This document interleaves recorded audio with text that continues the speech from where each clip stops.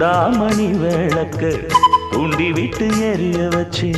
உன் முகத்தை பார்க்க போற நாள் கணக்கா